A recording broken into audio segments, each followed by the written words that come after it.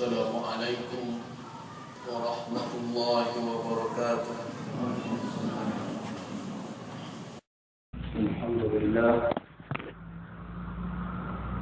Alhamdulillah Rabbil Alamin. Wassalatu wassalamu ala ashrafil anbiya'i wal mursalin wa ala alihi wa sahbihi ajma'in. Kepada ibu-ibu jamaah rahimakumullah, ada yang bertanya tentang orang yang hendak menunaikan ibadah haji tetapi di tubuhnya ada tato. Bagaimanakah hukum hajinya?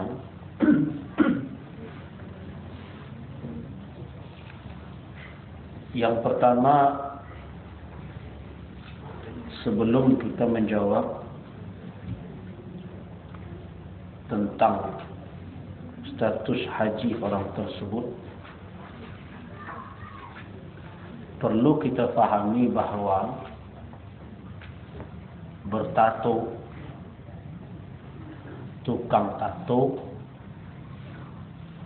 atau meminta bertato hukumnya adalah haram, dan perbuatan itu terkutuk di sisi Allah Subhanahu wa taala. Di dalam suatu hadis yang diriwayatkan oleh Imam Al-Bukhari, Imam Muslim, hadis ini sahih dari Rasulullah sallallahu alaihi wasallam, la'anallahu al-washimat wal mustawsimat. Allah melaknat orang yang menato dan orang yang minta ditato. Jadi keduanya terlibat dalam perbuatan yang terkutuk di sisi Allah Subhanahu wa taala. Dan itu tidak ada perbedaan pendapat ulama padanya tentang keharaman bertato itu. Karena itu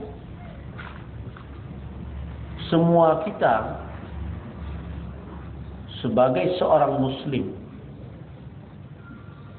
berkewajiban untuk menghindari perbuatan itu dan menjauhkan keluarga kita, baik laki-laki maupun perempuan, dari perbuatan tato mentato itu. Dan ini sangat mengkhawatirkan hari ini,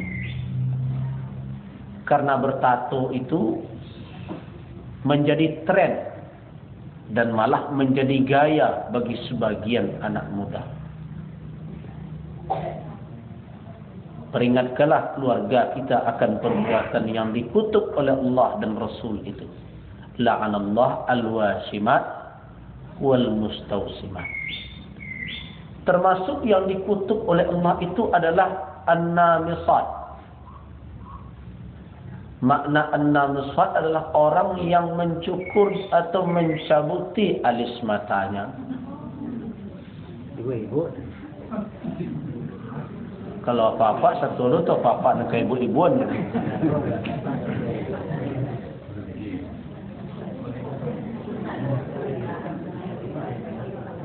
An-namisat, alis matanya dicabuti supaya dibentuk. Itu an-namisat namanya. Jadi bolehlah, tentu bukan suatu yang haram mempercantik diri, tetapi percantiklah diri itu dalam ridha Allah. Kecantikan wajah tidak akan bersinar apabila tidak diiringi dengan kecantikan budi dan akhlak. Jadi wanita muslimah semestinya tidak mengandalkan kecantikan wajah dan fisiknya, tapi mengandalkan kecantikan hatinya. Kenapa Allah lebihkan budak hitam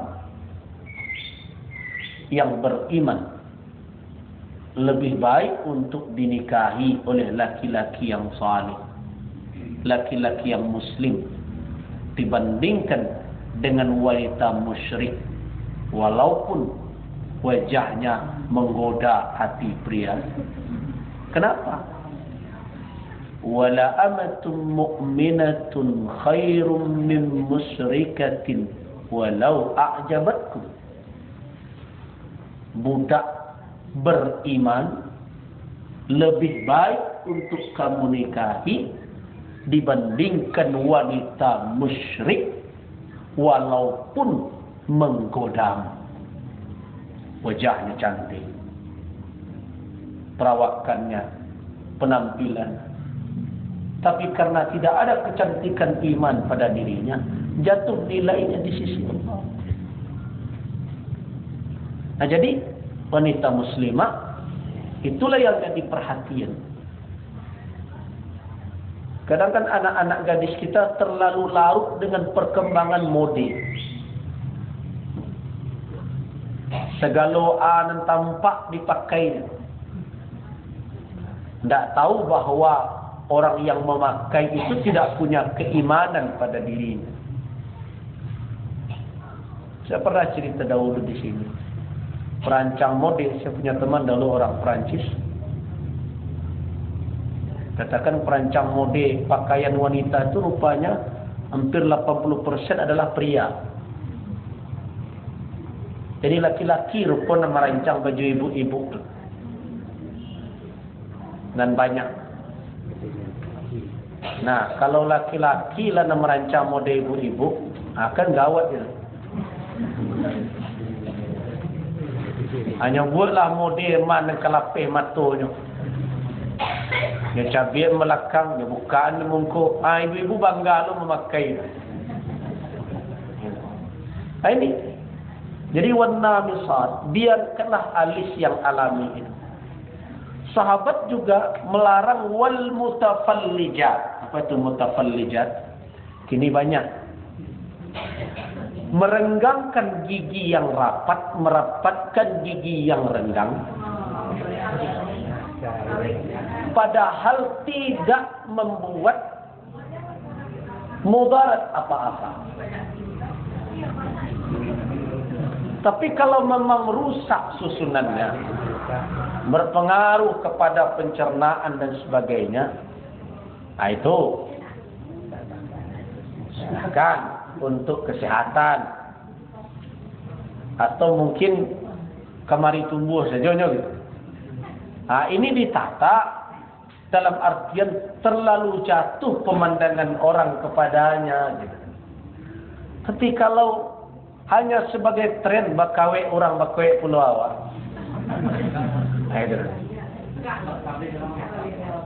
Itu tak lebih adalah tidak reda dengan ketentuan Allah Subhanahu wa taala. Karena kecantikan itu kan tak mesti seragam. Tak mesti seragam kok kecantikan itu. Kalau lah seragam bisa ada cantik dari itu. Nah, kadang-kadang kita akan tergiur oleh Quran. Ingat, iblis dahulu ketika dikeluarkan oleh Allah dari dalam surga, dia bersumpah, wala udillannahu, saya akan sesatkan mereka, wala umanniyannahu, aku akan iming-imingi mereka dengan janji-janji palsu, fala yubattiqunna adanal an'am, mereka malah akan menandai telinga-telinga binatang. Maknanya menandai telinga binatang tu merobeknya. Ada binatang kiramai kudu kula tigu melarikan anak tu nencik jangan dijual-jual kan ada. Itu sama itu. Menandai kucing ke balang tigu alai lo membawa oki tu. Nandikanlah berbagai macam. Itulah Itu model-model. Cuma jahiliyah dahulu kalau untuk beranak sekian dan anaknya dan itu dia lagi tanda telingonya dilapih, pada boleh digaduh-gaduh. Bapa itu untuk Allah. Nah, itu paling betikun dah mereka tandai di telinga. Kau binatang kola punya nilai tersendiri. Ada unsur-unsur magicnya. Ada awak kan ada lah kepercayaan itu. Kucing balang tiga lah bagaimana jadi masalah. Berbagai macam. Itu kerajaan iblis menyesatkan orang. Kemudian termasuk wala yughayyirunna khalqallah. Mereka akan merubah-rubah ciptaan Allah. Itu betul. Dan rancak, ada juga kan di spidol. Itu apa? Nah, termasuklah. Kau ibu-ibu nak lama-lama dan kini nak tampak dan mereka. Al-wasilat, namanya buang rambut. Dulu kan itu tu, rambut pendek. Itu bersambung ke bawah, panjangkan sambung sampai ke tumit kan itu. Dulu. Itu terlarang itu al-wasilat, menyambung rambut. Kini ada model baru, baik ke salon, rambut yang pendek bisa diperpanjang. Berbagai macam. Ini terlarang wal-wasilat, menyambung rambut. Jadi saya sarankan kepada wanita, berhiaslah dengan kecantikan di dunia dan akhirat. Boleh wanita berhias, tapi dengan adab dan cara tanya yang ditunjukkan oleh syariat. Nah, kembali kita ke tato tadi.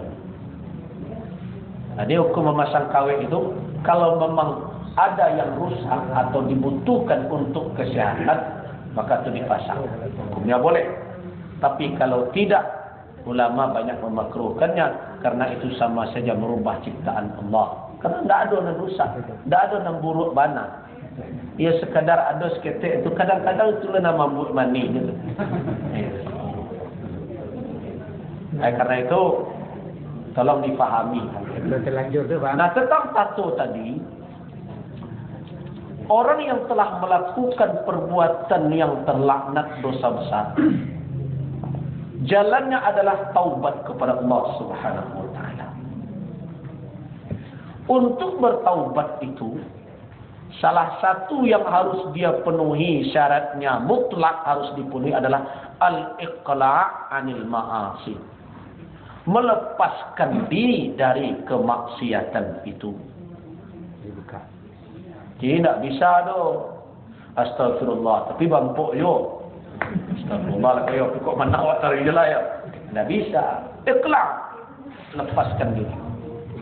Kemudian berikutnya seperti orang berzina. Nya taubat tapi zina jalan juga.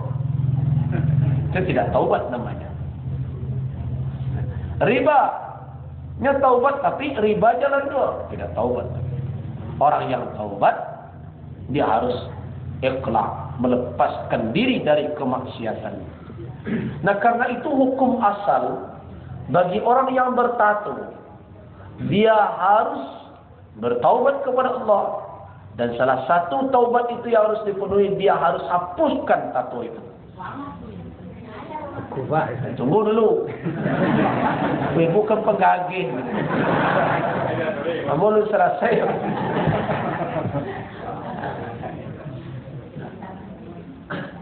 Jadi itu hukum asalnya harus dihilangkan. Bagaimana cara menghilangkannya? Tanya kepada dokter. Ada dengan disina, ada malah dengan operasi. Sakit dulu membuatkan sakit loh. Itu menghilangkan itu sakit. Dan boleh tidak dihilangkan dengan syarat apabila menghilangkannya itu akan berakibat merusak organ tubuh baik yang zahir maupun yang di dalam. Kalau sampai bermudarat ke situ, baru dia keringanan. Tapi kalau tidak sampai ke tingkat membuat rusak organ tubuh fisik, tidak pula organ tubuh yang di dalam, tidak sempat akan merusak ke situ, maka menghilangkannya wajib. dan harus ke dokter lagi untuk menghilangkan itu. Tapi kalau sampai lumpuh tangan dia, rusak tulang dia, atau berbagai macam, atau kanai jantung dia, kalau begitu maka tidak boleh menghilangkan mudarat dengan berbuat mudarat yang lebih besar. Itu tidak boleh dong. Tapi kalau tidak sampai ke tingkat merusak anggota tubuh dan fisik itu, wajib menghilangkannya. Nah, siapa yang mau tanya oleh? Ya tadi kan tanggung. Itu masalah ini lebih lain. Kan satu masalah. Ada orang mengajarkan dalam pakai manjen yang katanya itu melancarkan darah. Nama kekuatan. Yang kita itu tidak tahu. Dia memang ada manjen. Boleh itu terbiasa dipakai. Orang yang mempercayai bahwa ada benda-benda tertentu secara hukum sebab akibat ada berpengaruh kepada fisik, ia secara ilmiah jalannya, orang itu tidak berdosa memakai itu. Tapi saya memilih lebih baik dicari pengobatan yang lain. Yang pertama, penelitian itu belum lagi terpasarkan dengan baik. Belum lagi teruji. Dahulu ketika MUI 50 kota, Ustaz Safrijan, mengatakan kasus itu untuk dimuzakarahkan, saya meminta satu, agar ingin saya coba, betul tak kuih waktu. Nah, lah dia galang tu kamu nak buatan Jepang tu warna hitam. Labu pacian, labu pakai. Dan bari itu. Nyodah tambah-tambahnya. Ada. Tidak ada perubahan apa-apa. Saya yang mencobakan tidak ada sedikit pun perubahan. Nak tambah kuih tu ada. Kecil seperti itu yubana ya. Yubana bagus. Yubana dipacil kuah. Itu nak tangkit doa. Bawa garang saja. Kalau nak tangkit sebelum makan, sudah makan tangkit, itu biasa solehlah. Jangan. Iyo mana? Akhirnya boleh kamu. Akhirnya melancarkan darah. Iya. Amo bawa ke padang. Bawa ke padang, mau pakai. Ada air kebetulan. Okey. Kalau mau cuba balik, boleh. Jelas solehnya. Nah, mungkin mau baca bismillah tidak. Mau panggil anak Raihan, Raika, pakai. Kau nak tahu dia anak kita itu petangkil doktor, dia kan si Jok, dia bisa bantu orang. Ternyata enggak tu. Mungkin tak panggil ibu isteri lu, yang dipakai kau. Enggak ada apa-apa. Mungkin mau nak aku di keluarga mu. Bawa kan tu MUI. Mau cuba memakai surang-surang, lama-lama. Angkat, enggak ada apa-apa. Namun khawatir. Awak kena cuk mudah banget umat Islam. Terlalu mudah. Kamu dulu tengok, ada dulu namanya pera-pera. Mungkin tinggi dulu sampai buat je loh. Lasadonya nama pagi. Yang kayak pinggang lah, dan tangan lah, dan kampung lalung lah. Aku cabut dan panik juga nampak. Jadi umat Islam itu jangan terlalu cepat halal yang seperti itu. Tabayunlah dulu. Cari-carilah dulu informasi. Jangan terlalu mudah. Kini kan terlalu banyak orang menjual hal-hal tertentu. Awak mudah pada masuk. Contoh kini baru-baru. Contohnya MLM haji dan umrah. Kumpulan orang sekian. Aku bertambah tabungan awak bisa baik umrah. Itu haram hukumnya tu. Dahulu barangkali MUI mengecekkan dulu MLM moto. Orang bagi sekian dulu mengikut MLM ke Jemahatma. Menurut Jemahatma dulu. Pada Sri waktu itu yang mengaporkan. Menurut. Ini motonya. Bawi dia ada tu. Lah berkali-kali umat Islam kau diingatkan barang kok mudah. Sudah itu usaha oleh DBS. Anda mendapat hanya kelompok orang tertentu dan yang eksploitir masyarakat banyak. Dicari orang tak 10, awak pergi umrah. Dan 10 tu cari 10 orang. Aku boleh dapat 10 orang tu. Dah 5 itu dia kaji dalam mimpi. Itu kan penipuan sebenarnya. Jadi cara-cara seperti itu, menjual barang-barang yang tak jalin. Umat Islam jangan terlalu apa. Yang perlu pengobatan Rasul itu adalah menjaga keseimbangan makanan. Awak tu nak nama. Padahal kecil Nabi sarang penyakit. Dua tak ada preso badan dua risiko sarang satu. Di paru. Jadi karena itu, ya Abu menganjurkan tidak usah yang seperti itu. Bapak itu lama-lama kok menumpang dengan hal-hal dan lain betul. Jadi bermain di tepi jurang sebenarnya kereta. Penelitian ilmiahnya ada pembuktian yang betul aku. Ambo rasa sugesti. Ambo ingat mana? Ambo contohkan saja, tidak usah jauh-jauh. Rangkai ambo mana? Abah minta balian kemudian balian dengan dalam mahmid tuak. Jadi ambo tak teman belian abah itu. Ada lain apa? Beliau baru-baru minta apa yang belian apa? Kena itu dah. Dek beliau ni juga meminta karena. Namun dah nama. Beliau tahu kalau sudah. Kalau tidak dia tak lah. Baik adik. Adik dia bawa si. Sebanyak aku tiga orang akan belian yang tak mahal. Artinya daripada meminta. Adik lah dia tegang. Tapi jadi abah itu aku merah awak sekian nilai itu. Belian je lah. Belian baru kembali pertama. Beliau agak beliau panen-panen. Yuk, tambah sihat bak dengan semuanya. Kini lah cok bertanya kini tu setiap nampak. Abahnya dalam bak lava jadinya. Tak ada jawab ini dulu yuk. Ayo sehat bak dengan lah. Kini lah orang rambut terus semua. Bak. Saya juga lambaknya. Ada orang cium punya kira dia Pak. Jadi, itu yang memperhatikan ini. Jadi, Abu cenderung tidak usah. Berobatlah secara alami, secara baik, dengan medis, jaga kesihatan awak, makan makanan gizi yang bertimbang, itu jauh lebih baik. Daripada waktu kita berikut timur galang, timur kuat. Baliknya nak tanggung, ada jutaan, puluhan juta. Begitu mudah orang mengarut dana umat. Atau masih MLM-IT, MLM umrah. Kalau orang menawar-nawarkan, itu tidak boleh. Apa hukumnya? Kenapa? Karena menjanjikan sesuatu yang tidak pasti. Carilah orang kok dapat sekian pergi umrah. Dia tak pakai kok, kita orang ada ambil. Itu tidak dipenuhi syarat akad namanya. Akad yang seperti itu tidak sah. Sama yang apa?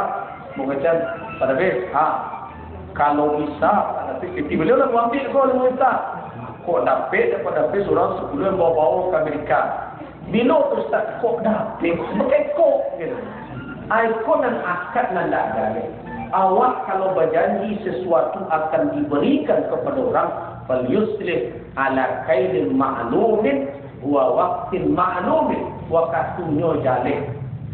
Bilonya apa dan kejadian. Baik tu berjanji. Tapi kalau pakai kok tergantungnya. Jauh namanya. Itu namanya untung-untungan namanya sudah serupa itu. Itu yang dilarang oleh agama. Banyak tu nak pakai kok dulu kan oto. Kaki ko dapat sekian. Kalau dapat sekian kaki ke bawah, dapat oto. Nah sampai pada pipi jenuh, tak ada lagi yang dicari. Nak oto. Ko dah dapat, nak dia. Yolah ni oto. Nah awak dah dapat abu oto je. Nak ada kaki lagi. Itulah terjadi kezaliman. Risiko. Para orang lah dipakai di awal. Kalau bahasa Minang itu, itu menembak tekudon bukan seperti. Jadi kau tak benar cara-cara yang seperti itu. Harap kalau ada yang terlibat itu tinggalkanlah segera karena itu adalah akad yang diharamkan oleh agama. Jadi itu Pak Murso. Baik kita cukupkan. Billahi taufiq wal hidayah. Assalamualaikum warahmatullahi wabarakatuh.